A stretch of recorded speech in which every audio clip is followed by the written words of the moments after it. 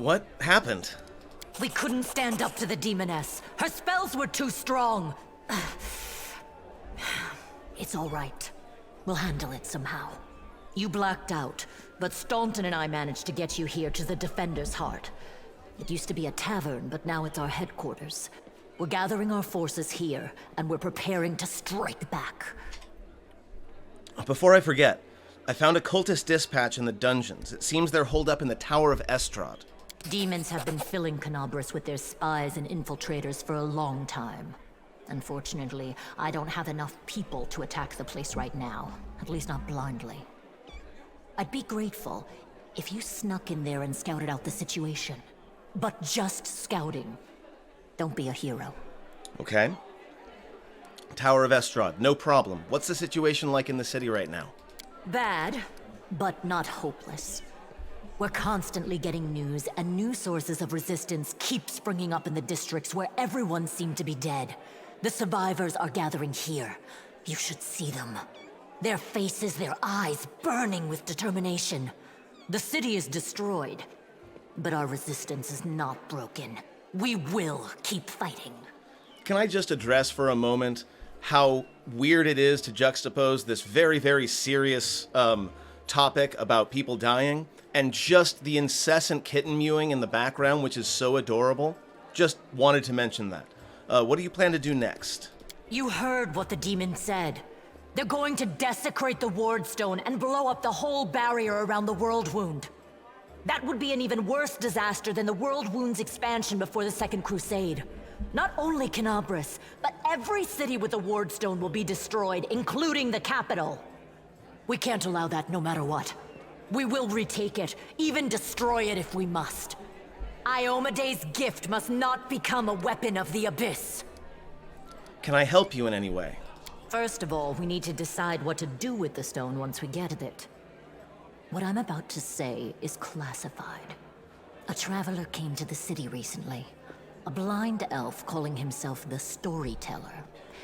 He insisted he be allowed to examine the Ward Stone, and he raised the alarm when his study was finished. Even before the demon attack, he had found some damage or flaw in the stone. I mean, are we sure he's not a spy? Prelate Hulrune dismissed his words as nonsense, borderline blasphemy. But between you and me, the prelate's opinion isn't worth much. I think the Storyteller knew what he was talking about. We could use his advice right now, if only we knew where he was. I remember the Storyteller spent a lot of time talking to Staunton, a dwarf from my unit. You saw him during the demon attack. I remember. The elf asked him about the history of the Crusades. Maybe the Storyteller told Staunton something about where we could find him if anything happened. Okay, I'll check in with him. There's another problem. After the attack, the demons began to gather their forces at the Grey Garrison. It'll be even harder to take them with a head-on assault. But I once heard soldiers talking about a secret entrance to the garrison. Trouble is, I have no idea where to look for it. While you explore the city, please keep your eyes open, in case you find something we can use. Got it. Once again, didn't ask for any of this, but since we're here, may as well make myself useful. And one last thing. The Eagle Watch has lost a lot of soldiers recently. Some were killed, but others simply haven't been seen since the attack. In the chaos that is now Canabras, it's next to impossible to confirm anything for sure. One of the missing fighters is Janna Aldori, a new recruit in the Watch. She got along well with Sela, and she often went drinking with her. I honestly thought Sela and Janna had died together. But now Sela's returned with you, and there's no sign of Janna. If you learn anything of her whereabouts when you're out in the city, please report back. I'm learning things about Sela, too. Okay, I think everything's clear. I don't think I need to know more about the Ward Stone. It's pretty self-explanatory. May the goddess help you. We're still fighting, which means that Canabras still hasn't fallen. If you come across any groups in the city that can fight, send them here to the Defender's Heart. We'll need every fighter we can muster for the final assault. Yes, one more thing. If you're in the area, check out this address. It's our house. Mine and Inevia's. Well, it was our house. If the building is still standing, open the hidden compartment in the kitchen. It's filled with supplies for a rainy day. You can take whatever you find. You have more need of it. Well, that's very kind of you, and I will also check and make sure the building is still standing. Okay.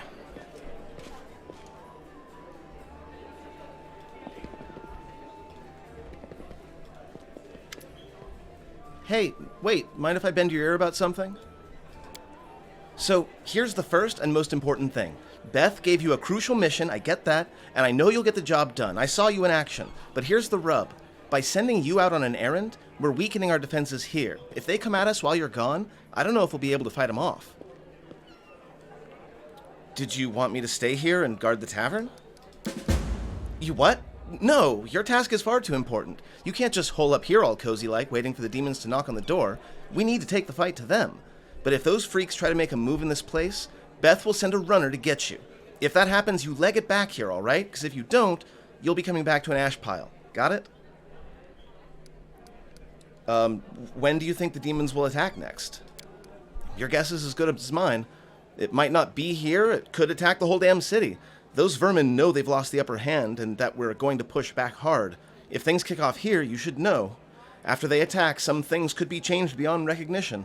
So if you've got any business that needs taken care of, you better do it soon. Okay, everything seems clear so far. What else do you wish to discuss? So, the rift that damned beetle left with his scythe? Yeah, well, it cut the city into two, and it's kind of difficult to get across. My scouts tell me there's a halfway decent place to set up a crossing in Market Square. Not that any of them tried to make sure. But if you've a mind to go across, and I think you're going to have to eventually, you might want to give the square a once-over. Thank you for the warning. See you later. Later. Watch yourself out there.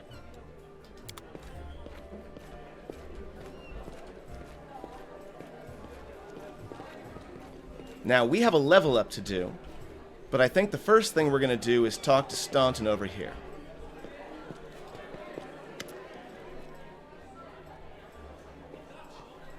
Oh, it's you. Good work back there at the Grey Garrison. Name's Staunton Vane. If you've heard rumors about me, just so you know, everything people say about me, it's true. I need to talk to the elf who calls himself the Storyteller. Do you know where I can find him? The Storyteller? A strange old fellow, that one. He used to sit with me for hours asking about all sorts of things. He never offered judgment or comfort, he just listened. At first, I wanted him and his questions as far away from me as possible, but later I realized that talking to him did ease my burden a little. I hope he's alive and well. He's completely blind and feeble, too, so if he's alone in the city, well, you probably know what that means. I do know one place he might be. Look for him in the Black Wing. It's a library. Here, I'll show you where it is on the map. I don't know what use a library is to a blind elf, but he loved the place. He would sit in there day and night. Now, I know I'm going to regret this, but what do people say about you? They say I'm a traitor, as bad as Arilu Vorlesh, that I'm a disgrace, even among the ranks of the condemned, that Queen Galfrey should have never spared me, that I belong on the gallows. Wow, why do they hate you so much? You really don't know.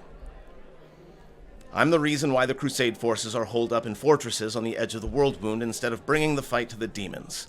We used to have a foothold in the Wound, the mighty, unassailable city of Dresden. We used to have it until it fell, and all because of my stupidity. I gave the enemy our main citadel. I was tried. They wanted to execute me, and rightly so, but the Queen intervened. She said that I should live and fight in order to undo what I had done. So that's how I live. Decade after decade, fighting in the condemned. What are the condemned? A military unit made up of petty criminals conscripted as disposable soldiers and frontline fodder. Gross. As you can see, I've fixed nothing. I've earned no one's forgiveness. Are you going to spit in my face too? It wouldn't surprise me.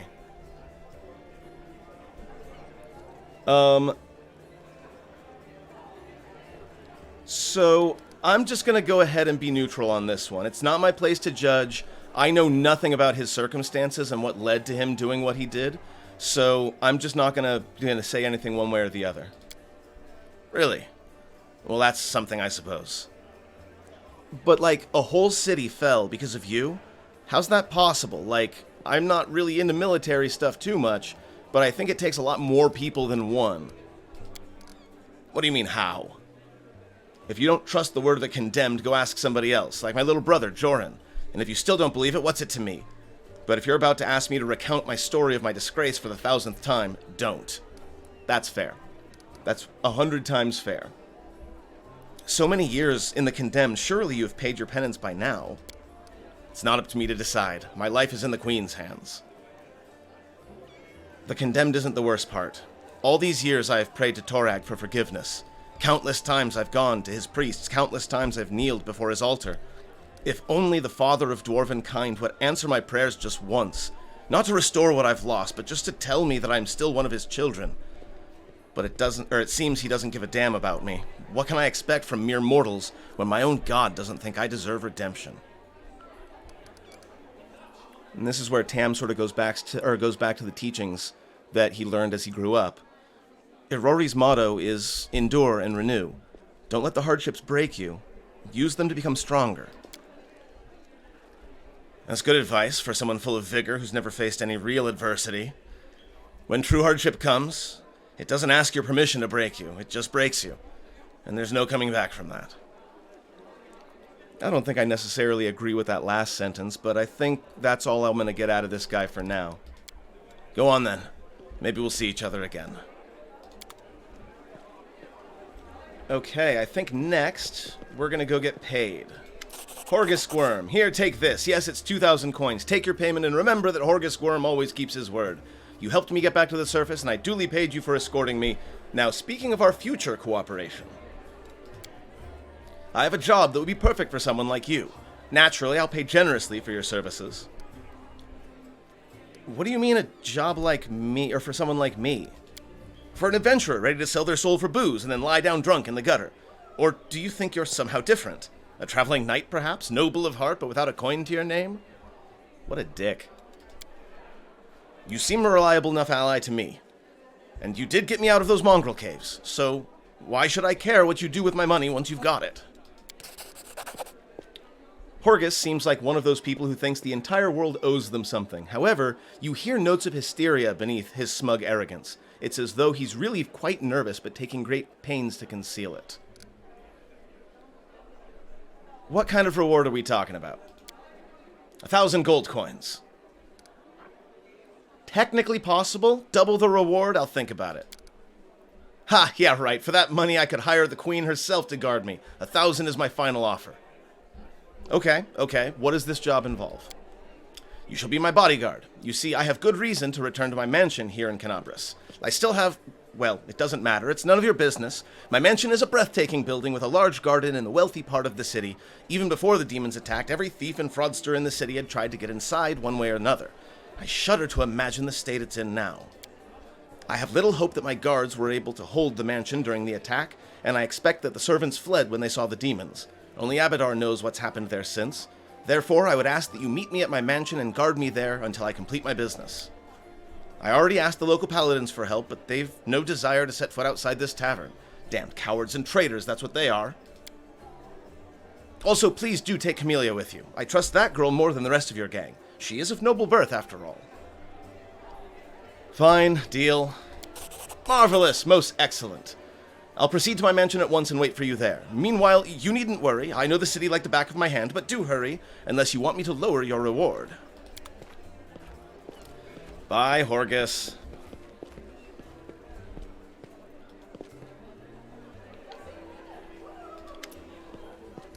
Camellia looks you over pensively, toying with the snake-shaped bone amulet that dangles from her pale neck. Noticing your glance, she flashes you a cold, barely there smile. Greetings. It seems for a moment that she wants to say something else, but the pause grows too long and she slips back into cautious silence. Well, tell me about yourself. You want to know more about me than you already do? Why? I talk to the spirits of this tormented land and they guide me in battle. I'll help you fight the demons, and I swear that you can rely on me in this matter. Isn't that sufficient? Where did you learn to wield a rapier so well? I gotta say, Tam is feeling a little bit of the melee jealousy. I had good teachers, although they don't get all the credit. I'm a most diligent student. Your amulet is quite unusual. Where did you get it? Ah, my little trinket. So nice of you to notice, but I assure you this amulet is nothing but a bauble. Can a lady not be drawn to beautiful, useless things? Your speech tells me you're of noble birth. Camilla laughs her practiced musical laugh, and she watches you from under lowered lashes. You're most insightful, a fine quality to have. Camelia's laughter ends, and unspoken words hang in the silence. I suppose we all have our good and bad qualities. I wouldn't have pegged you as a philosopher. By the way, I've noticed you seem much more relaxed during combat. Your battle cries are uninhibited. So you've noticed. To be honest, I find it embarrassing. You see, being a shaman means having spirits of battle as my ever-present companions. In the heat of combat, they become rather, vocal. Anyway, as much as I enjoy our delightful conversations, the spirits are calling me, and I must respond. Please excuse me. And she keeps looking at me out of the corner of her eye. There is something wrong with that woman.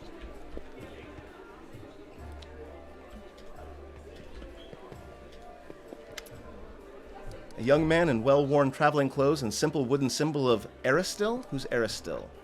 Old Deadeye, one of the oldest human gods still worshipped. Are you one of the Crusaders? Thank you for defending those of us whose talents lie off the battlefield. I'm Jernog? Yernog? I'm gonna go with Jernog. Servant of Aristil. Pleased to meet you. So what are you doing? I only took my holy orders recently, so my god has only bestowed a little of his power on me as yet. I'm sorry to say that the number of wounded fighters in this tavern is far beyond my power to heal. But there's a reason people say have faith in the gods, but look to yourself first. I may not be able to help the wounded with magic, but I can at least cut up bandages. Are you from around here? No, I was just passing through Canabras. I was sailing down that old man of ours, the Great Selin River, to a village by the name of Chili Creek. I happened to land in this city on the eve of the festival, and I'm ashamed to say I decided to stay for a day to enjoy myself, but I ended up staying in the city longer than I'd bargained for. Chili Creek, where is that? It's a small fishing village. It's not even marked on some maps, but people do live there. What they don't have is a priest. They have no one to heal their wounds, no one to offer prayers for a good catch, no one to give their dead a dignified burial.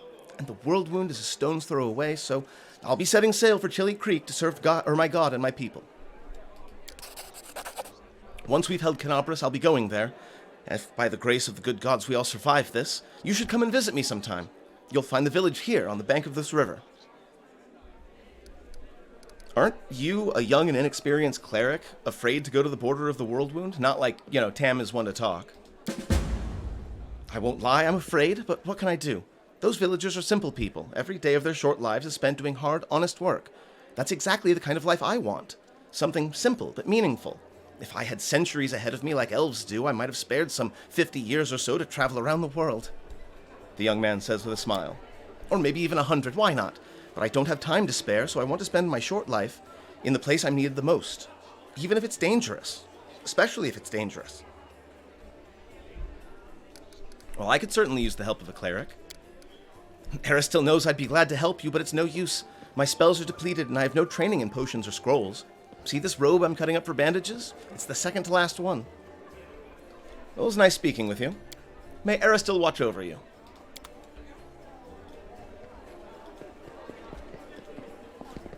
Oh, we got loot. Forn Autumn Haze, a tall, fragile-looking elf sits in front of you, eyes closed. He is pale as a ghost, his arm wrapped in a blood-stained bandage. You spot other bandages on his body under his clothes, but even in such a miserable state, he manages to keep calm. Raising his eyes to meet yours, he says faintly, I am Forn Autumn Haze, at your service. His pale lips are reddened by blood, but you see no signs of pain or fear in his gray eyes. Do you need help? Do not trouble yourself on my behalf. A local healer tended to me. Besides, I come from a resilient, hardy people. My body will endure both the wounds and the poison delivered through them. Who are you? My name is Forn Autumn Haze. I've come here from Kyonin because I am a hunter, and all minions of evil are my quarry. I won't say more than that if you don't mind. We are strangers and of different races and cultures. I'd rather not tell you more than necessary. Okay, who wounded you? A sinner, an accomplice to demons. The quarry I am hunting in this inhospitable place. My name is Tam. You can trust me, and I might be able to help you. It would be impolite to refuse such a direct and friendly offer. So, who is your quarry here in Mendev? I was hunting a fugitive, a Descarite by the name of Kalisa. Kalesa. It pains me to admit that there are heinous malefactors such as her among my noble kind. I managed to catch up to her in Canabris, and I wounded her. Then demons appeared, and the city was engulfed in flames. I was injured in the battle that ensued and couldn't free her soul from its service to her dark masters. I'm sorry for your misfortune. I hope things will turn out differently next time. There is no need for pity. Our ancient kind is blessed with great longevity. We gain a deeper understanding of the world than other races, and we learn our lessons better than anyone. That goes for learning from our mistakes as well. I survived, which means I will be more prepared when next we meet. Well, maybe I can aid you in your hunt. I'll be out there anyway. I could at least keep my eyes open. I thank you, but this is my mission, and I'm used to facing all manner of terrors on my own. I do appreciate your willingness to help. If you happen to meet Kalisa, take caution. She has turned many innocent souls to the path of evil, and darkness has rewarded her with many gifts. Her appearance alone will tell you that. It is warped. The agate skin, the malicious stare of her blood-red eyes, the bestial teeth. She's more monster than elf at this point. Just checking to see if I can get that knowledge check. And we are onward. And in fact, I believe that's going to be where we're going to end for today. In our next session, we are going to descend into the basement of this facility and meet up with our next character who will send us off on a short side quest. So that's going to be fun for next time. I feel like that'll be a nice little sort of self-contained story that will fit nicely in one session. But in that case, before I go, let's go ahead and level up.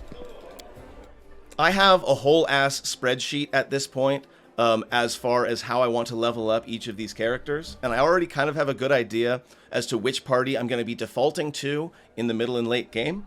For now, for Tam, we are actually going to take a level of Rogue, specifically the Knife Master Rogue. What that does is it gives us access to sneak attack.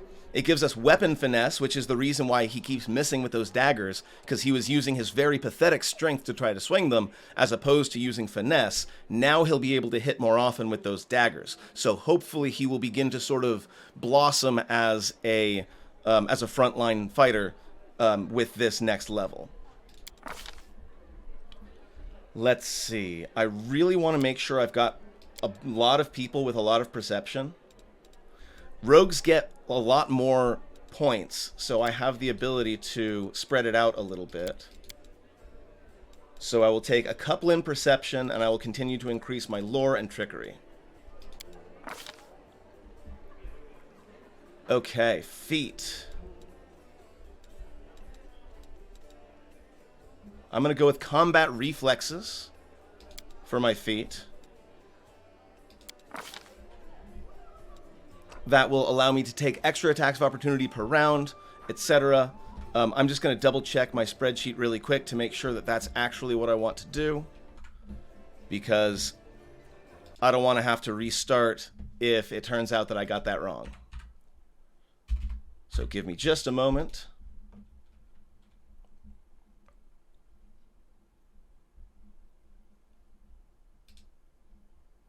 Oh, right, it's a sheet, not a doc.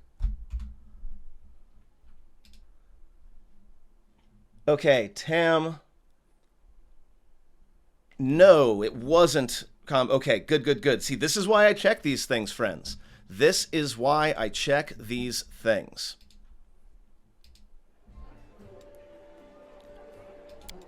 Okay, so we're actually going to back up.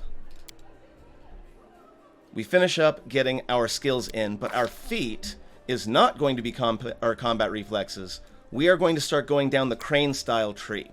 You only take -2 penalty on attack rolls for fighting defensively, and you also get an additional +1 dodge bonus to your armor class when you are fighting defensively.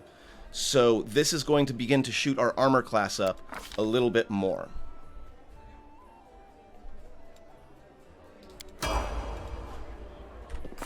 And while we're at it, let's go ahead and level Lan up.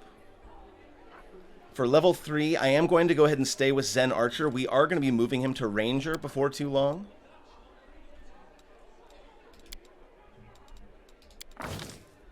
But for now, I'm just going to give him the things he already wants. I am not letting him take Deflect Arrows, however. We're going to go with Deadly Aim instead. Point Blank Master with Longbow. And that's level 3. Camellia. Gonna go 3rd level Spirit Hunter. We'll stick with the default traits there, but we're not taking dodge. We are instead, on this one, taking combat reflexes. Bonus attacks of opportunity every round. Also, even if you're surprised, you can take attacks of opportunity. That is going to become very important to us later on in the game. All those spells look fine to me. That's Camellia done. Finally, Seela. She's going to pick up Aura of Courage, Divine Health, and a Mercy. That's all fine. You are not taking Heavy Armor Focus, however. We're going to have you also take Combat Reflexes. Attacks of Opportunity are going to be big in this team. And then a Mercy is whenever the Paladin uses Lay on Hands to heal damage, it will also cure something else, one of these 3. Fatigued was really irritating in that fight, in that boss battle, so we're going to go ahead and take Mercy Fatigued, so that anybody that she uses her Lay on Hands ability will be relieved of fatigue. And that's Seela, and that's our level up process. So I do believe that is going to be the stream.